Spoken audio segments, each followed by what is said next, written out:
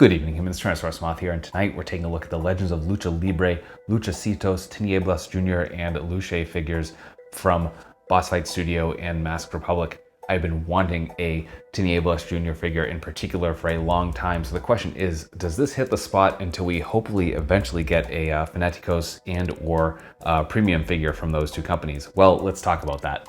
Let's do this. Aesthetically speaking, these figures look great, and I will say that I am approaching this review as basically a two-pack because, I mean, it's two wrestling figures, so, you know, that I don't consider Alushe really a accessory in this case, so we'll just go over it. You know, for Tinieblas, like, just great sculpt here all around. You know, proportions look great. I reviewed Penta, and, you know, I pretty much same thing here. It's like same buck. But, you know, details are obviously specific to Tinieblas, and, you know, the boots are done very nicely with the laces and the flames, and, you know, got really beautiful shade of gold, pretty much ideal for me, I think, in any figure. Like, I love this particular shade of gold. I got some sculpt all around the mask everywhere, and, you know, this is probably one of my favorite Lucha masks in general. I was a fencer at one point, so this speaks to me on that level, and yeah, I just think they absolutely killed it here. So yeah, great details, awesome proportions, just cool looking figure. And then for Alushe, they nailed it. I mean, same shade of gold. We got the triangles here on the kind of neck piece, and just looks really good. Just great colors, lots of personality too, even though that's kind of a dead-eyed stare. But yeah, just looks awesome, and details all the way around as well. You know, a little misalignment there, but, you know, I didn't even notice that till right now. And again, it's because I'm scrutinizing it for the review. But just really cool all around. Like, great sculpt also, like all that fur, just well done. So yeah, aesthetics here are fantastic. Articulation here is definitely fun, just like it was for Penta. And you know, right off the bat, I'm just gonna say for Alushe, or as I pointed out in the last section, like, no articulation. You know, there are separate cuts, I think, just for the molding, but yeah, just no articulation whatsoever. So you get nothing there. But for Tinieblas, we are holding our freestanding kick, as you can see, just again, same mold as Penta, so that is excellent. And so we have that ball joint in the head, and we're looking up a little bit, looking down really well. We do get some nice tilt and rotation all over the place. We are hinge and swivel at the arms, and we can come into our Y pose, and of course we got rotation there as well. Then we come to the wrists, we get rotation there.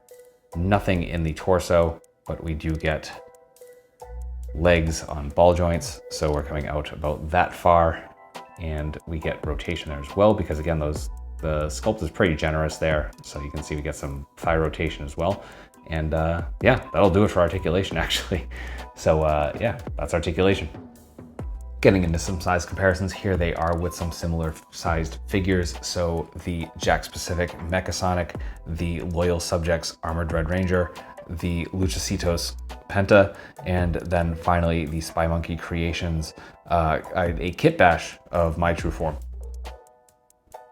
with some Hasbro and some Mattel, with some imports, with some monsters.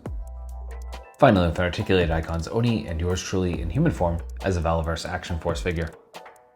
So my final thoughts on the Legends of Lucha Libre, Luchacitos, Tinieblas Jr., and Alushe figures is that, you know, a lot of fun, great figures. I do think that this is definitely a very niche type of figure and subject matter. So, you know, obviously this isn't going to be like mass appeal. It's not going to be for everyone. However, like, if this appeals to you, do not sleep on this line. I think it's great. I hope this line does well, because I kind of want to see them go deeper and do more Lucha, especially considering like who they've got on the roster for both the Fanaticos and the premium lines. I'd love to see more and more crossover. So yeah, just more crosstalk between these lines, and, you know, this is a figure that kind of embodies that for me. So absolutely, I recommend this if you are a fan of Tinieblas, or just Lucha in general, and or these style figures. So any of that, just absolutely pick this up, and it is available right now